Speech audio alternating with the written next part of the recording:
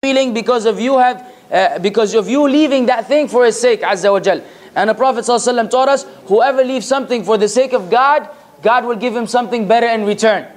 You sacrifice for the sake of Allah, you are the winner.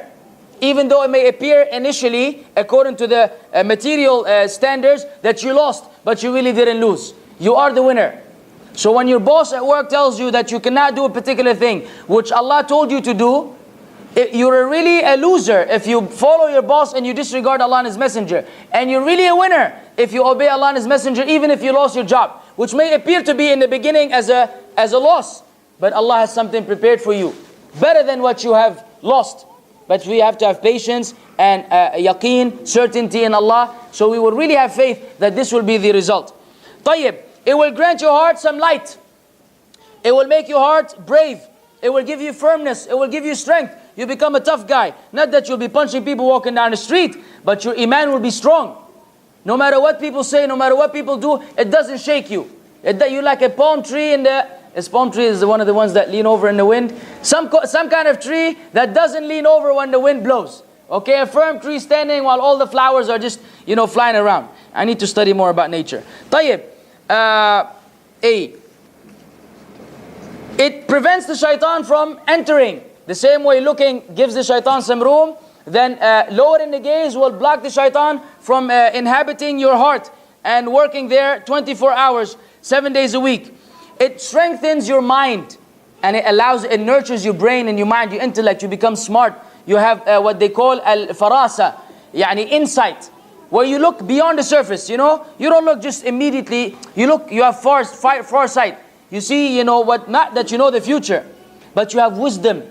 So you know what to say, when to say it, how to deal with situations. Because if you don't, you may act a little foolish sometimes. You hasten, and this is how we are. We want something ala tool, but sometimes being patient is what is expected. And the person who has this farasa, this insight, acts accordingly. The ones who don't. It will protect your heart from the intoxicating desire. And the desires are intoxicating, where you become intoxicated. If you continue to follow your desires, you're like a drunk person. And a drunk person doesn't know what he's doing and why he's doing it. He doesn't know the outcome of things. He doesn't even care. What he wants is more booze, more things to get him more intoxicated. And so similarly, desires will get you intoxicated unless you sober up. And how do you sober up? By faith. Attaining faith and repenting to Allah subhanahu wa ta'ala. That's how you sober up. It will block the door of Jahannam, the hellfire. Lowering the gaze will protect you from entering one of the doors of Jahannam. Wal-'iyadhu billah. May Allah protect all of us from Jahannam. You will be protected bi-idhnillah. Because of that, don't belittle that act of worship then. Lowering the gaze. It will open a path for knowledge. It will bring about the love of Allah subhanahu wa ta'ala. And it will grant you wisdom. Tayyib. These were some of the things or the benefits that you gain from lowering the gaze. Now you may say, I have the symptoms, akhi. I'm suffering. Or in the case of a brother or a sister, I'm one of them. I'm one of these people who continue to look at unlawful things. For whatever reason, I struggle. I fight against myself. I'm striving to leave it alone, but it's difficult. So on and so forth. Everybody has his own story, of course. And it's a valid story. I'm not saying it's not. We do have to struggle in this life to reach this level where we're able to really lower the gaze according to our determination and willpower, not otherwise. The first kind, since we're in a hospital, is prevention. Right? You don't let the disease come about to begin with by preventing it, so you don't even bother to look. But if you've already been afflicted with this particular disease of looking, then here are some things that one must do to clean himself from this disease. First and foremost, depending on Allah, seeking aid from Allah, and this is a manifestation of إِيَّاكَ نَعْبُدُ وَإِيَّاكَ نَسْتَعِينُ. It is only you we worship, it is only you we seek aid from. It is Allah who controls the heart. If Allah willed for your heart to become strong, where you no longer look, believe me, you will not look. But very often we depend on everything except Allah. And the first thing that you should do is beg Allah subhanahu wa ta'ala. Beg Him, oh Allah, I'm a weak creation of yours. If you don't give me the ability and the power to look away, I cannot control myself. You must ask Allah, the one who promised that He will respond to you. Right?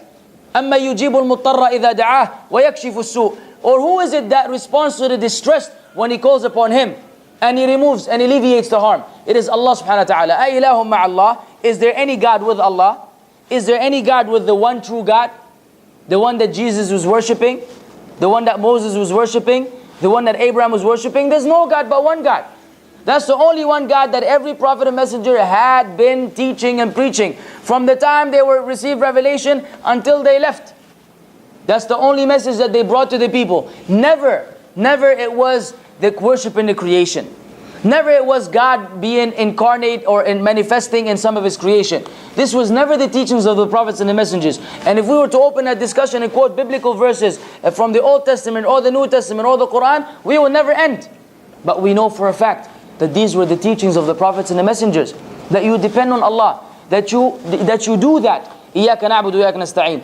In Matthew chapter 24, verse 36, just quickly, Jesus is quoted to have walked away from His companions, His disciples, and He fell on His face and He begged God. He was worshipping Allah. The question is, can a God worship a God?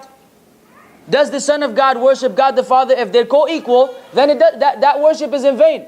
If you're the boss of the company, do you write a letter for yourself? To ask yourself for an excuse to go on vacation? You're the boss.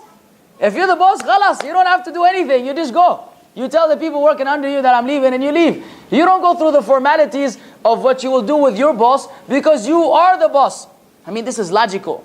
So anyways, that's another discussion. I don't want to go there, but I'm feeling the tendency to do so. Nonetheless, I'm just trying to emphasize what was the message. What was the message of the prophets and the messengers? It was the fact that you should worship your Lord alone. Right? Hear, O Israel, the Lord our God, the Lord is one. Jesus said that. Jesus said that, peace be upon Him. The Lord, our God. Look at the English. If you know English, I'm sure you know English. You wouldn't be here if you didn't know English. Our God. The Lord is one.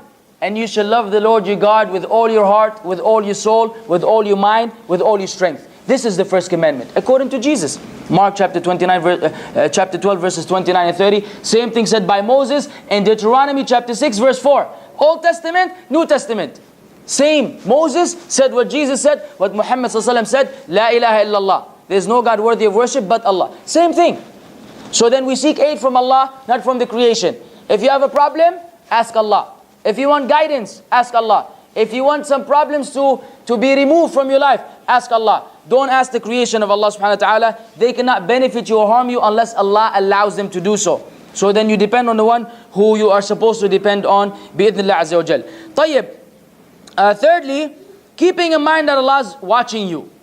If you want to really help yourself, stop looking at unlawful things. Remember that every time you're looking, Allah is also looking. And so that's sufficient for you if you believe. If you believe, that's sufficient for you. How are you going to look? How are you going to look when Allah is looking at you and He told you that He does not want you to do this?